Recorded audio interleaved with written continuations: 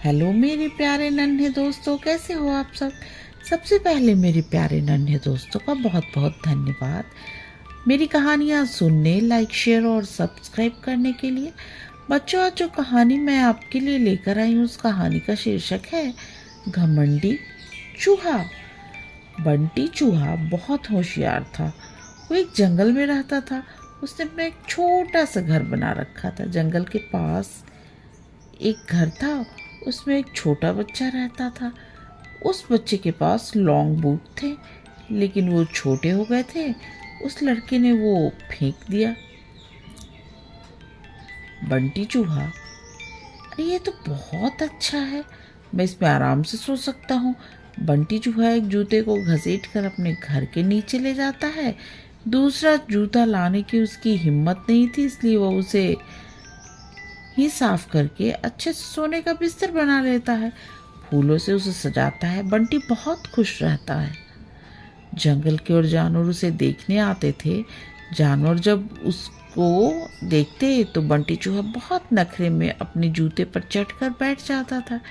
एक दिन नटखट कबूतर बंटी से मिलने आया। नटखट कबूतर ने कहा, भाई बंटी, बहुत सुंदर घर सजाया है और इस जूते ने तो 4 चांद लगा रखे हैं। बंटी चूहा ने कहा, सुन भाई, नज़र मत लगा, मैंने बहुत मुश्किल से इसे सजाया है। तुम जैसों की नज़र लगी ये खराब हो जाएगा। नटखट कबूतर ने कहा, भाई मैं तो तुम्हें बधाई देने आया था, लेकिन लगता है तुम्हारा घमंड तो 7वें आसमान पर है। बंटी चूहा ने कहा, मुझे किसी की बधाई की ज़रूरत नहीं है। मैं जानता हूँ तुम सब मुझसे जलते हो, क्योंकि तुम बाहर सर्दी झेलते हो और मैं इस जूते में घुसकर आराम से सो जाता हूँ। नटखट कबूतर बिना कुछ कहे उड़कर वापस चला जाता है। अब बंटी चूहा सारे दिन घूमकर खाना खाता और रात में अपने जूते में आकर सो जाता था। धीरे धीरे जंगल के सभी जानवरों से उसने बात करना बंद कर दिया। अब उसका कोई दोस्त नहीं था। धीरे धीरे समय बीतने लगा। एक दिन रात के समय जंगल में तेज बारिश होने लगी। इस सबसे बेखबर बंटी चूहा अपने जूते में आराम से सो रहा था। उसे बाहर के मौसम का पता ही नहीं लगा। बारिश का पानी बढ़ने लगा। जूते के तले में एक सुराख था, जिससे पानी जूते में भरने लगा।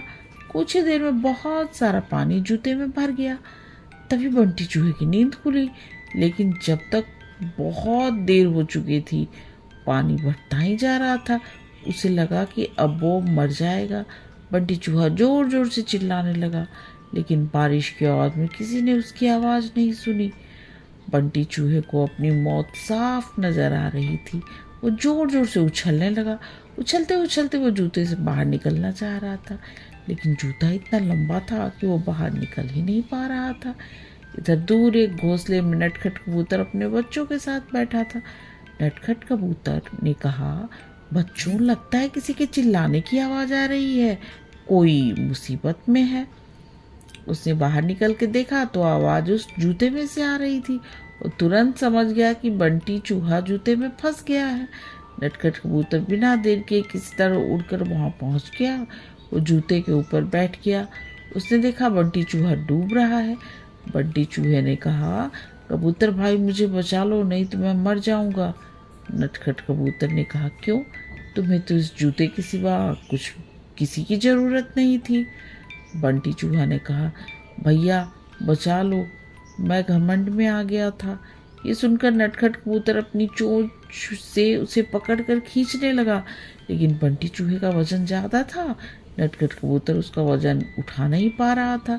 नटखट कबूतर ने कहा, भाई रुको, मैं भी बाकी जानवरों को बुला कर लाता हूँ। नटखट कबूतर जंगल में गया, लेकिन सब जानवर चूहे की मदद के लिए मना कर देते हैं। तभी रास्ते में उसे कालू कौआ मिलता है। वो उसके साथ आ जाता है। दोनों मिलकर बंटी चूहे को एक टांग चोंच में दबाकर उड़ जाते हैं और उसे ऊपर अपने घर के ऊपर रख देते हैं।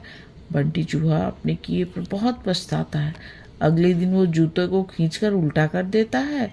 उससे उसका पानी निकल जाता है। उसके बाद वो उस जूते को घसीट कर ले जाता है और नदी में फेंक देता है। ये देखकर नटखट कबूतर और कालू कौआ बहुत खुश होते हैं। फिर बंटी चूहा सब जानवरों के साथ मिलकर रहने लगता है और सबसे माफ़ी मांगता है। बच्चों, अगर आपको मेरी आज की कहानी पसंद आई तो प्लीज़ मेरे चैनल को सब्सक्राइब करो और मेरे प्यारे नन्हे दोस्तों, आप आराम से सो जाओ और सपनों की दुनिया में खो जाओ। गुड नाइट मेरे प्यारे नन्हे दोस्तों, गुड नाइट।